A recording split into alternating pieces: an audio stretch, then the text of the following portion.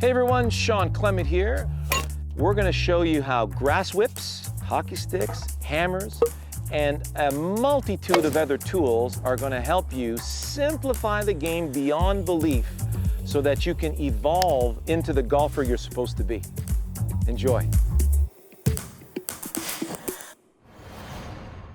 Hey everyone, Shawn Clement here at the beautiful Royal Quebec Golf Club in Quebec City. And today we're going to talk to you about how to not panic when you hit that little hosler on the golf course, little shank. So many of you are going to get very, very ball focused when you shank the ball, and that's what exacerbates the problem.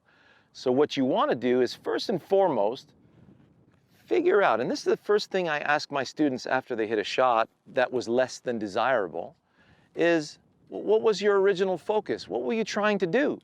And many of them say, well, I don't know. In which case I say, good shot.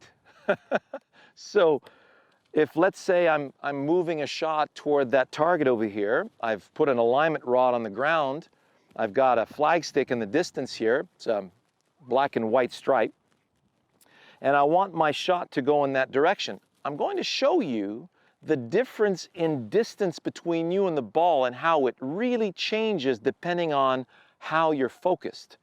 So if I set up, if I'm doing a little practice swing, and that's why many of you say, yeah, if I could just use my practice swing, it'd be a lot better. So I make my practice swing in that direction. And when you're really swinging well, you're going to experience the energy of your swing moving through and out toward the target, not at the ball. So if we look at where the full extension occurs, so if I'm swinging here through this ball, you'll notice that coming through impact, my right arm still hasn't gotten to its full extension. I'm collecting the ball here, and I'm releasing the ball over there. So you notice full extension's over here. So I let my swing release itself. You notice where that's passing? Now I put my club down, I go to the ball. Now I'm thinking, I gotta make sure I hit that ball solid because I just shanked the ball and I don't wanna do that again. So now you're focused on making sure. So watch what happens when I extend at the ball. Uh-oh, see that? Look at how much farther toward the ball I went. So I got three options to get back to the ball. I can pull it to the left, I can pull up, or I can shank it. Hitting it fat is another option too. So if I swing now through the ball, here's what happens. Back swing, I got the target in mind and I'm moving toward the target. My task is to collect the ball from here. Look at the difference in distance now. I almost barely have enough rope because I'm going to collect here and release there. So notice how I have to stay down and through to collect and release the ball. So it's amazing how many perceived swing faults that you may have when you're swinging through to the target. And it's amazing too, you go play and you're feeling great and you're hitting the ball well. All of a sudden you're not worried about anything. You're just focused on how good is this round gonna be, and you keep going towards your targets with confidence. And the instant you shank one, well, what were you thinking about when you were shanking? Well, somebody distracted you. Or you got distracted by the squirrels rustling in the bushes. Or the guy jingling his change in the pocket. Or, you know, giving a little word saying, hey, when do you breathe, in or out when you're taking your backswing? All of these things distract you, so then you're saying, okay, what's going on? I forgot. Oh, shoot, hit the ball. And there's the shank. So then you go, oh, I got to make sure I don't do that again. Well, no, you were out of focus. You got distracted. What do you want to do now? Well, I want to send my ball over there. I need a nice intermediate point to send the ball over there. What's it feel like when I'm swinging through and over there? And then I'm just delivering my swing. Whew, did you hear that? Boy, that sounds good, huh? There. So my mind never left the target. So if Elvis leaves the building, good shot.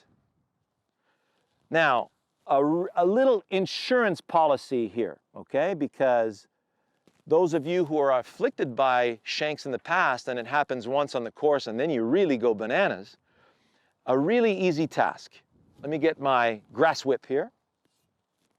So in order for you to have a task that gives you the sense that you're moving through the ball and towards your target, so if the ball is your target, you're going at the ball. My favorite analogy is skipping a stone on the pond. So if I have a stone, I want to skip a stone on the pond. And when I ask my students, you know, well, when did you release the stone? And they go, I don't know. Wait a second. Oh yeah, I released it out here. Notice how your body's facing over there when you're releasing the stone over there. And I asked them, well, when did you shift your weight? I don't know, about when I released. That's usually the answer I get. Your weight shifted way before that. It shifted here. Your brain's got to prepare to get you out of the way to get to the pond. If that's your target and you do this, well, why would I have to shift my weight and clear my body when that's my target? So when you're going at the ball, it all changes. But when you go through the ball to your target, then you really get all the good stuff. So, a task for that, good old grass whip. Here it's called, in the US it's called a sling blade. We call them grass whips here in Canada. So you go to Home Hardware and you'll see grass whip. It's like $15.95, which is about 10 pounds. So all I'm going to do is cut through something with this. So if I'm cutting through a tee, I put a tee down. My mind is seeing the act of cutting through the tee. I'm obviously not going to stop at the tee, and the tee can't stop me. So in order to get through the tee, the brain's going to go shift the weight, clear the body, whoosh, through the tee, and all of a sudden I got this beautiful follow through and the chicken wing is gone. I got nice release. Everything's going well. So I can cut the stem any which way I want. I can use the outer half. So imagine I had a nice little sharp penknife and I had something hanging from the ceiling from a little kite string, and that something is nice and heavy, and I want to just nick the kite string with the tip of my blade and let it drop to the ground. So if I did the same thing here, I got my tee, I'm going to use the tip of my blade to cut through the tee in that direction. Here we go. Notice how I zipped through it, the ball just dropped to the ground. Well, remember, this is first and foremost a grass cutting device. Ask Steve Stricker. When he changed for his new set of Titleists a while back from an old set that he played with for years, he says, I like these better because they have better turf interaction. They cut grass better. So if you can't cut grass with your club, then you can't play golf. So I put the ball on a tee, I get set up, I make a nice practice swing, and what I'll do is when I get my distance to ball, I'll come in and I will focus on cutting through the tee with the tip of my blade. So you can play with a toe shot. You can't play with a hosler.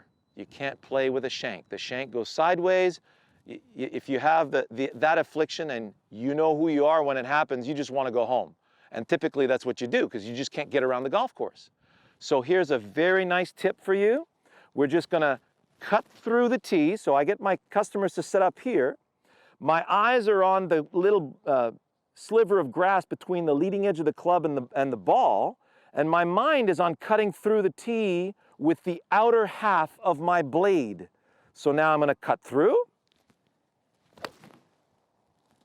right in the direction of my target. And here. So notice that little blade of grass right there? That was right off the toe, just like I wanted. I can play golf with that. However, most of you trying to do this will flush it right in the center of the club face. Keep doing that until you hit it off the toe. We'll be all set after that. So I hope you enjoyed that. We'll see you in the next one.